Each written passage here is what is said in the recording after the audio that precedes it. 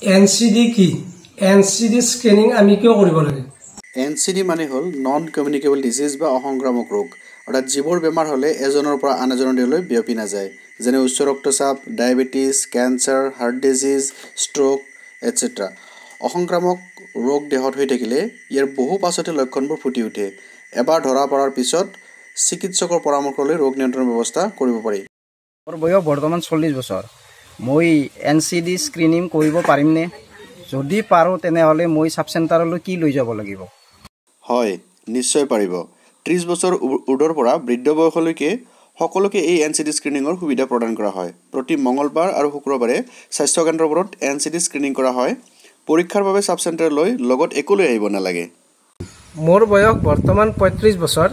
মোৰ কোনো বেমাৰ নাই, তথাপিও মই এনচিডি স্ক্ৰিনিং কৰাব লাগিব নেকি? হয়, বেমাৰৰ কোনো লক্ষণ নাথাকিলেও এনচিডি স্ক্ৰিনিং কৰা উচিত, কাৰণ কেতিয়াবা লক্ষণ অবিহনেও ডায়েবেটিছ, কেঞ্চাৰৰ দৰে ৰোগ হৈ থাকিব পাৰে আৰু পৰীক্ষাৰ পাছতহে নিশ্চিত হ'ব পাৰি।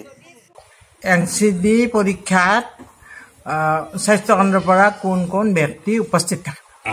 এনচিডি স্ক্ৰিনিঙৰ বাবে এগৰাকী CHO, MPW, ANM, BHW আৰু আশা উপস্থিত থাকে। সকলো স্বাস্থ্যকৰ্মীয়ে উপযুক্ত প্ৰশিক্ষণপ্ৰাপ্ত আৰু টিম ৱৰ্ক হিচাপে কাম কৰে। মোৰ বৰ্তমান 70 বছৰ বয়স। বহুদিনৰ পৰা মই উচ্চ ৰক্তচাপ আৰু ডায়েবেটিছ ৰোগত ভুগি আছোঁ। এনচিডি স্ক্ৰিনিং কৰিলে ঔষধ আৰু ডাক্তৰৰ পৰামৰ্শ পামনে? আপুনি যিহেতু আগৰে পৰাই উচ্চ ৰক্তচাপ আৰু ডায়েবেটিছ ৰোগত ভুগি আছে, সেয়েহে এনচিডি স্ক্ৰিনিং কৰাটো অতি জৰুৰী। পৰীক্ষাৰ পৰা পোৱা তথ্য অনুসৰি উপস্বাস্থ্য কেন্দ্ৰৰ লগত জড়িত হৈ থকা হস্পিটেলৰ বিশেষজ্ঞ চিকিৎসকৰ ওচৰলৈ ৰেফাৰ কৰা হ'ব। এই প্ৰক্ৰিয়া সম্পূৰ্ণ বিনামূলীয়া। আশাবিলাকে ফিল আপ কৰা চিবেক ফৰ্ম আৰু ফেমিলি ফল্ডাৰ আচলতে কি? আশাৰ হাততে CBSE বা কমিউনিটি বেছড এছেছমেণ্ট চেকলিষ্ট নামৰ ফৰ্ম এখন থাকে। আশাগৰাকীয়ে নিজৰ এলেকাৰ প্ৰতিটো পৰিয়াললৈ গৈ চিবেক ফৰ্মখন ফিল আপ কৰে, য'ত 30 বছৰৰ বয়সৰ অধিক ব্যক্তিৰ নাম, বয়স, ধূমপান কৰাৰ অভ্যাস, তাৰপিছত ঘৰত কাৰোবাৰ অসংক্ৰামক ৰোগ আছে নেকি ইত্যাদি তথ্যবোৰ সন্নিৱিষ্ট কৰে। পৰিয়ালত থকা বাকী সদস্যবোৰৰ ফৰ্মবোৰ এখন ফল্ডাৰত ভৰাই থয়, যাক ফেমিলি ফল্ডাৰ বুলি কোৱা হয়। এই চিবেক ফৰ্মৰ ভিত্তিতেই সাব চেণ্টাৰ বা কেম্প এটাত এনচিডি স্ক্ৰিনিং কৰা হয়। মই দেখাই দিছোঁ এনেকুৱা এখন চিবেক ফৰ্ম, য'ত আশাগৰাকীয়ে ইয়াত সমস্ত নাম বা অন্যান্য ডিটেইলছবিলাক ইয়াত ভৰাব আৰু এইখন মানে পৰিয়ালৰ সদস্যৰ এগেইনষ্টত প্ৰতিজন সদস্যৰ এগেইনষ্টত এনে লিখিব। এনেকৈ লিখাৰ পিছত এনেকুৱা এটা ফল্ডাৰ থাকে। এই যিটো ফল্ডাৰ, সেই ফেমিলিটোৰ গোটেই সদস্য কেইজন মানে 30 বছৰৰ ওপৰৰ ব্যক্তি কেইগৰাকীৰ নামবিলাক ইয়াত লিখাই থাকিব। মুৰব্বীজনৰ নাম ইয়াতে ফিল আপ কৰিব। মুৰব্বীজনৰ নাম লিখাৰ পিছত ইয়াতে প্ৰতিজন সদস্যৰ এনেকৈ নাম লিখাই থাকিব, তেওঁলোকৰ বয়স, তেওঁলোকৰ ছেক্স, এইবিলাক চব লিখাই থাকিব। এইখিনি লিখাৰ পিছত প্ৰতিজন সদস্যই যেতিয়া স্ক্ৰীন হ'ব, সেই স্ক্ৰীন হোৱা ফৰ্ম কেইখন আনি এই ফল্ডাৰটোত এনেকৈ ভৰাই থোৱা হ'ব। তো ইয়াত চাওক আৰু 4জন ব্যক্তি ইয়াতে আছে অলৰেডি। এই 1, 2 এনেকৈ আছে। তেতিয়া আমি যেতিয়া মানে স্ক্ৰীন কৰিম, তেতিয়া এই ব্যক্তিজন যেতিয়া এখন ইয়াত সোমাই থাকিব, তেতিয়া গম পাম যে ইয়াত থকা প্ৰতিজন ব্যক্তি অৰ্থাৎ সেই পৰিয়ালটো আমাৰ এনচিডি স্ক্ৰিনিং হৈ গৈছে। চ' আমাৰ ফেমিলি ফল্ডাৰৰ এইটোৱে আছিল মেইন কাম, যাতে আমি প্ৰতিজন ব্যক্তি আৰু প্ৰতিটো পৰিয়ালে মানে এনচিডি স্ক্ৰিনিং কৰিছে নে নাই তাক গম পাব পাৰোঁ।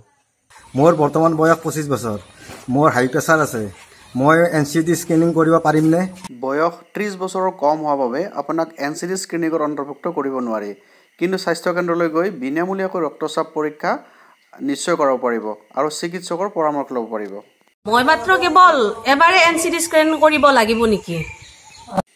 নহয়, এনচিডি স্ক্ৰিনিং নিৰ্দিষ্ট সময়ৰ অন্তৰালত কৰাই থাকিব লাগে, কিন্তু যিবিলাক ব্যক্তিৰ উচ্চ ৰক্তচাপ বা ডায়েবেটিছ ধৰা পৰে, তেন্তে তেওঁলোকক প্ৰতি মাহে বাধ্যতামূলকভাৱে স্বাস্থ্য কেন্দ্ৰৰ পৰা ফ'ল' আপ বা পৰীক্ষা কৰাৰ ব্যৱস্থা কৰা হয়, যাতে বেমাৰটো নজৰ বা নিয়ন্ত্ৰণত থাকে। এনচিডি স্ক্ৰিনিঙৰ আচলতে উদ্দেশ্য কি?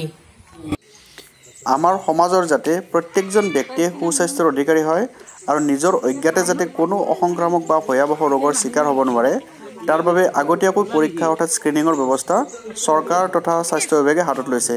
ইয়াৰ ফলত জিলা চিকিৎসালয় বা মেডিকেল কলেজত ৰোগীৰ সংখ্যা নিয়ন্ত্ৰণ কৰিবলৈ সুবিধা হ'ব। আপোনাৰ কেম্প এটাত এনচিডি স্ক্ৰিনিং কেনেকৈ কৰা হয়? আমাৰ উদ্দেশ্যটো মই খুব চুটিকৈ কওঁ, আমাৰো হাতত সময় কম থাকে, আমি এইবিলাক ৰিপৰ্ট দিব লাগে। কথাটো এনেকুৱা হৈছে যে আমাৰ সাব চেণ্টাৰ বুলি যি কওঁ, এতিয়া হয়তো সাব চেণ্টাৰ হৈ নাই আমাৰ সাব চেণ্টাৰটোৰ নাম হৈছে এতিয়া স্বাস্থ্য আৰু কল্যাণ কেন্দ্ৰ আৰু আগতে সাব চেণ্টাৰত যিখিনি সুবিধা আছিল সেই সুবিধাখিনিক অলপ আপগ্ৰেড কৰা হৈছে অৰ্থাৎ নতুন নতুন কিছুমান সুবিধা তাত যোগ কৰা হৈছে আৰু আগতে আছিল আমাৰ এগৰাকী এএনএম বাইদেউ আৰু এগৰাকী এমপিডব্লিউ আগতে আমাৰ যেনেকৈ সভ্যা বাইদেউ আছিল আৰু মই আছিলোঁ কিন্তু আপগ্ৰেড কৰাৰ পিছত কি হ'ল আমাৰ নতুনকৈ একজন মানে কমিউনিটি হেল্থ অফিচাৰ বুলি আমি CHO বুলি কওঁ নতুনকৈ আহিছে আমাৰ ত্ৰিবেণী চৌধুৰী তেওঁ ইয়াতে নতুন জইন কৰিছে এতিয়া আমাৰ কামবিলাক অলপমান বাঢ়ি গৈছে কাৰণ মানুহ বেছি হ'ল চৰকাৰে আমাক কাম অলপ বাঢ়ি দিছে তাৰে ভিতৰত এটা হৈছে কি যে আমাৰ ইয়াতে মানে আমাৰ সাব চেণ্টাৰৰ অন্তৰ্গত যিমানখিনি গাঁও আছে সেই প্ৰত্যেক গাঁৱৰে 30 বছৰৰ ওপৰৰ যিখিনি বয়স ল'ৰা ছোৱালী বিয়া হোৱা নোহোৱা কোনো কথা নাই একদম বৃদ্ধ 100 বছৰ বয়স যদি হৈ থাকে তেনেকুৱা মানুহক কি কৰিব লাগে আমি এনেকুৱা এটা প্লেনিং লৈছে চৰকাৰে যে যেতিয়া কাৰোবাৰ প্ৰেছাৰ হ'ব চুগাৰ হ'ব হস্পিটেলবিলাক ভৰ্তি আপোনালোকে চাব লাইন পাতি পাতি ডক্টৰক দেখুৱাবলৈ সময় নাই তাৰ মূল কাৰণটো হৈছে কি মানুহবিলাক বেমাৰী হৈ গৈছে আৰু বেমাৰী কেতিয়া ধৰাত পৰে প্ৰেছাৰ হোৱা মানুহ কিন্তু একদিনা ধৰাত নপৰে বহু বছৰ পিছতে গম পায় যে মানুহজনৰ প্ৰেছাৰ হৈছে বা চুগাৰ হৈছে দেহাত কোনো লক্ষণ নাথাকে আৰু মেডিকেল কলেজত সেইকাৰণে কি হয় মানুহে কয় নহয় নাৰ্ছৰ স্বভাৱ বেয়া ডক্টৰ আমাক নাচায় তাৰ কাৰণে এইটো এনি টাইম ৰোগী ইমান লাইন পাতি থাকে মানে মেণ্টেল ষ্টেটাছে ঠিক হৈ নাথাকে আমাৰ মানুহবিলাকৰ তো চৰকাৰে ভাবিছে কি যে আমি আগতীয়াকৈ সেইবিলাক ধৰাত পেলাওঁ যদি আগতীয়াকৈ ধৰাত পেলাব পাৰোঁ এই হস্পিটেলবিলাকৰ লোডবিলাক কমি যাব হয়তো তো এতিয়া আমাৰ উদ্দেশ্যটো হাই প্ৰেছাৰ জোখা কেঞ্চাৰ ডিটেক্ট কৰা বা চুগাৰ চোৱা আমাক প্ৰশিক্ষণ দিয়া হৈছে আমি ভালদৰে প্ৰশিক্ষণ লৈ আহিছোঁ আৰু আমি এই কথাবিলাক কিছু পৰিমাণে হ'লেও জানো গতিকে আমি এটা সাব চেণ্টাৰত বহি বহি যদি আপোনালোকক ৰখি থাকোঁ এইটো স্বাভাৱিক কথা যে কোনেও অকল প্ৰেছাৰটো জোখাৰ কাৰণে ইমান দূৰ খোজকাঢ়ি গৈ আমাৰ নিষ্কানা সাব চেণ্টাৰত তেওঁলোকে প্ৰেছাৰটো নোজোখে গতিকে আমাৰ পলিচিটো আমি নিজে চিন্তা কৰি আমাৰ গোটেইবিলাকে চিন্তা কৰি পলিচিটো চেঞ্জ কৰিছোঁ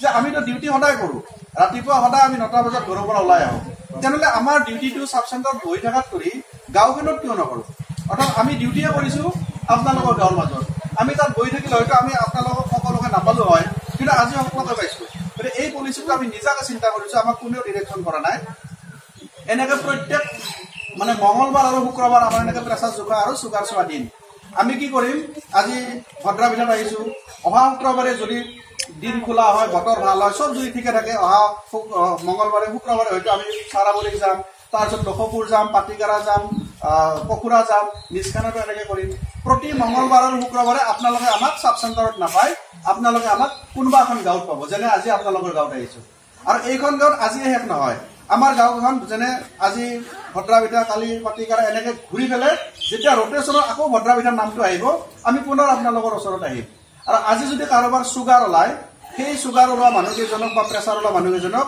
প্ৰিফাৰেঞ্চ দি সেইদিনাখন আমি নতুনকৈ চেক কৰিম কিন্তু যিবিলাকৰ আজি প্ৰেছাৰ নাই তেওঁলোকেও চাব পাৰিব কিন্তু প্ৰিফাৰেঞ্চটো এই চুগাৰ থকা মানুহবিলাকক হ'ব আৰু আমি তেতিয়া ডক্টৰৰ লগত যোগাযোগ কৰাৰ ব্যৱস্থাটো কৰিম তো এইটো হৈছে আমাৰ ইয়াত অহাৰ আজিৰ উদ্দেশ্য আমাৰ বেলেগ কোনো উদ্দেশ্য নাই এই কেম্পটো আজি আচলতে আমাৰ সাব চেণ্টাৰখন ইয়াতে উঠি আহিছোঁ আমি প্ৰত্যেকজন ব্যক্তিয়ে সাব চেণ্টাৰখন উঠি আহিছোঁ আৰু গোটেই ডিউটিখিনি আজি আপোনালোকৰ মাজতে আমি কৰিম গতিকে আমি এটা ছিষ্টেমত কৰিছোঁ আপোনালোকক কওঁ যে আমাৰ প্ৰথমতে আমাৰ মানে CHO বাইদেৱে আপোনালোকৰ প্ৰেছাৰটো চাব প্ৰেছাৰটো চোৱাৰ পিছত আমাৰ শচীন দাই ইয়াতে আপোনালোকৰ মানে ব্লাডটো ল'ব লৈ পেলাই আমাৰ বাইদেউ ইয়াতে চুগাৰটো চাব মই ইয়াতে ৰেকৰ্ড কৰিম এনেকুৱা এটা ছিষ্টেমত গোটেইখিনি হৈ যাব আৰু আপোনালোকৰ কামটো সমাপ্ত হৈ যাব কথাখিনি বুজি পাইছে নহয় গতিকে আমাৰ ইয়াত যদি আপোনালোকৰ কিবা সুধিব লগাও থাকে মেলেৰিয়া চেলেৰিয়া এতিয়া বহুত হেৰি আহিছে আমাৰ লিফলেটবিলাকো আছে সেইবিলাকো আমি আপোনালোকৰ মাজত বিতৰণ কৰি দিছোঁ তো এইখিনি আছে আমাৰ মেইন কথা ধন্যবাদ আৰু এটা কথা এখন